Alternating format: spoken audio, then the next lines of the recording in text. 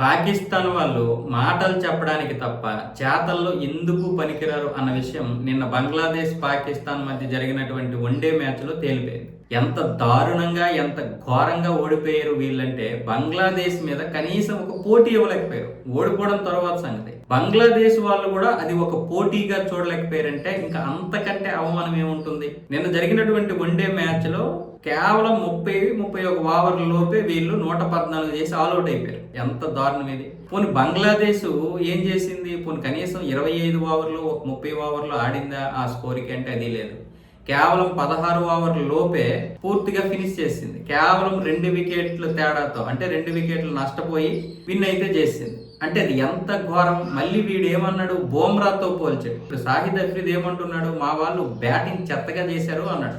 వీళ్ళే నిన్నేమన్నారు మ్యాచ్కి వెళ్లే ముందు, బోమ్రా ఎందుకు పనికిరాడు, మా వాళ్ళు చాలా మంది మా అల్లుడు యార్కర్లు వేస్తాడు, దానివల్ల బోమ్రా తేలిపోతాడు, రేపు చూడండి బంగ్లాదేశ్ మీద మా మ్యాచ్ అన్నాడు. ఆ మ్యాచ్ ఏం మ్యాచ్ అది? పనికిరాని మ్యాచ్. ఎవడైనా సరే 15 ఓవర్లు అంటే పోనీ ఇండియా అంటే ఓకే, బంగ్లాదేశ్ మీద కూడా మీరు సరైనటువంటి ఒక పోటీ ఇవ్వలేనటువంటి పరిస్థితులు.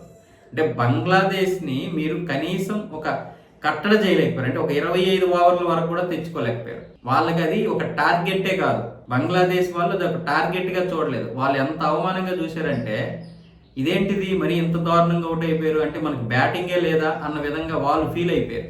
అలాంటి దౌర్భాగ్యమైనటువంటి టీము. అంటే నేను ఎందుకు చెప్తున్నానంటే, పాకిస్తాన్ అయినా సరే భారత్ అయినా సరే క్రికెట్లో అనేది ఓటమి గెలుపు అది ఎవరికైనా సహజమే. కానీ వీళ్ళు మాట్లాడేటప్పుడు అంటే మనకి సంబంధం లేని విషయంలో కూడా తలదూర్చేసి భారత్ని మధ్యలోకి తీసుకొస్తారు. అరే అది పాకిస్తాన్ భారత్ సరిహద్దు యుద్ధమైనా ఇలాగే మాట్లాడతారు, క్రికెట్ అయినా ఈ విధంగానే మాట్లాడతారు.